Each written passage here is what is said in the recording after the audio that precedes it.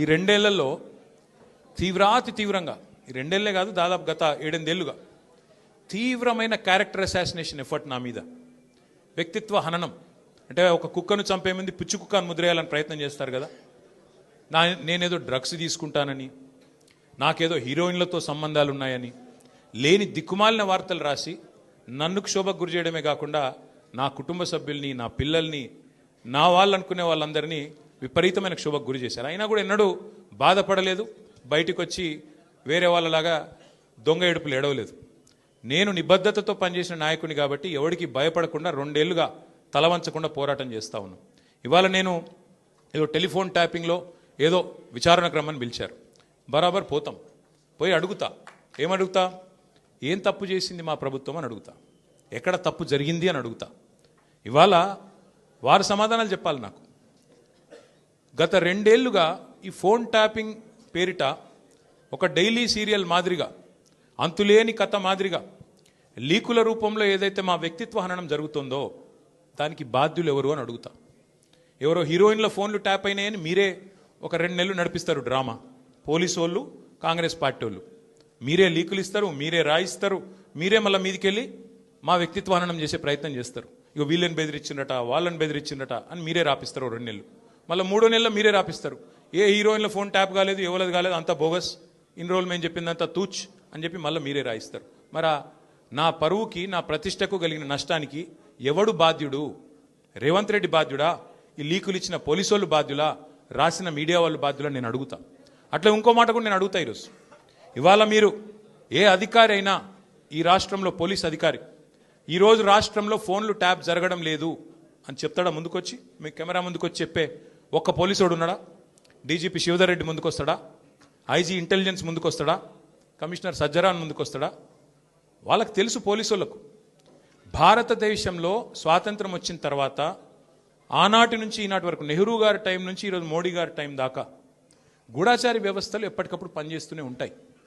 గూఢాచారి వ్యవస్థ ఎందుకు పనిచేస్తుంది? పోలీస్ నిఘా వ్యవస్థ ఎందుకు పనిచేస్తుంది?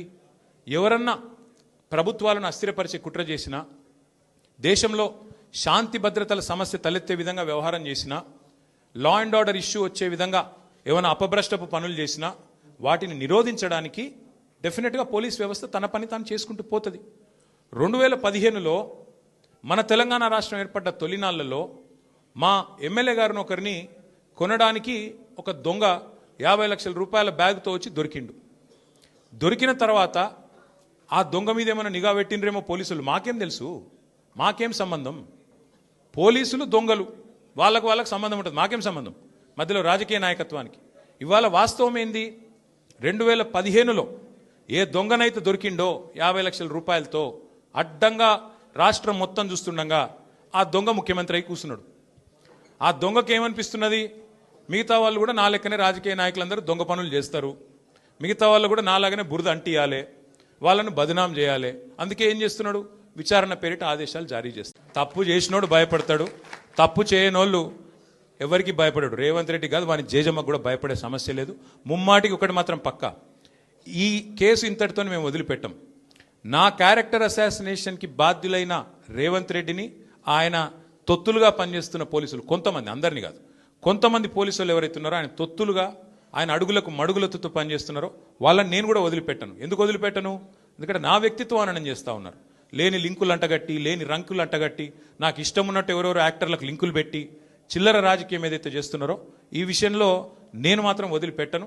మీరేదో ఇవాళ ముఖ్యమంత్రి హార్వర్డ్కి పోయిండు, ఆడ వచ్చిరాని ఇంగ్లీష్లో ఏం నేర్చుకుంటుండో ఏం తెచ్చిండో కానీ ఆయన వచ్చే వరకు టైంపాస్ చేద్దాము అని చెప్పి మీరు డ్రామా చేస్తున్నారు. మాకు తెలుసు, ధారావాహికలాగా నడుపుతా ఉన్నారు. మాకేం ఇబ్బంది లేదు, మీరు ఎన్నిసార్లు పిలిచినా వస్తాం. ఎందుకంటే చట్టాన్ని గౌరవించే పౌరులం, తప్పకుండా వస్తాం. మేము తప్పు చేయలేదన్న మాటనే చెప్తాము. మీరు ఎన్ని రకాల డైవర్షన్ గేమ్లు ఆడినా మేము మాత్రం అర్జునుడి కన్ను ఎట్లయితే ఆనాడు తన గురి మీదనే ఉండనో అట్లే మా గురి మీద, మా గురి మొత్తం కూడా ఈ ప్రభుత్వ అసమర్థత మీద, మీ అవినీతి మీద, మీరు ప్రజలకిచ్చి ఎగ్గొడుతున్న హామీల మీద, యనుమల రేవంత్ రెడ్డి ఎగవేతల రేవంత్ రెడ్డికి ఎట్లా మారిపోయిండో అన్న దాని మీద 420 హామీలు ఇచ్చి ఇప్పటి వరకు 4 హామీలు కూడా నెరవేర్చకుండా ఎట్లా ఈ లుచ్చా పనులు చేస్తున్నాడో వీటిని ఎండగడుతూనే ఉంటాం. 100% వదిలిపెట్టకుండా ప్రాణం పోయేదాకా పోరాడుతూనే ఉంటాం. ఎవరికి భయపడకుండా ఎవరికి తలవంచకుండా నిఖార్సైన తెలంగాణ బిడ్డలుగా కేసీఆర్ గారి సైనికులుగా కేసీఆర్ గారిని తిరిగి ముఖ్యమంత్రి చేసేదాకా మేమందరం కలిసికట్టుగా పనిచేస్తూ ఉంటామని చెప్పి ఈ పుట్టిన మట్టి సాక్షిగా అంతరాత్మ సాక్షిగా అక్రమ అనైతిక పనులు నేనెన్నడూ కూడా చేయలేదు అనే మాట స్పష్టంగా చెప్తా ఉన్నాను. ఇంత కష్టపడి మరి కేసీఆర్ గారి నాయకత్వంలో ప్రజలు సాధించుకున్న ఈ రాష్ట్రంలోని పరిపాలన పిచ్చోడి చేతిలో రాయిలాగా మారిపోయింది. పరిపాలన మీద దృష్టి లేదు, పరిపాలన చేత కాదు, ప్రజలకిచ్చిన హామీలు నెరవేర్చే సత్తా లేదు. అసమర్థుడి జీవనయాత్రలాగా ఈ 2 ఏళ్ళు ఏదో నెట్టుకుంటూ టైంపాస్ చేసుకుంటూ వచ్చినారు. ఒక్కొక్క రోజు ఒక్కొక్క డ్రామా. కొన్ని రోజులు కాళేశ్వరం పేరిట డ్రామా, కొన్ని రోజులు గొర్రెల స్కామ్ అనే డ్రామా, కొన్ని రోజులు ఫార్ములా ఈ పేరిట డ్రామా, మరికొన్ని రోజులు ఫోన్ ట్యాపింగ్ అని చెప్పి డ్రామా.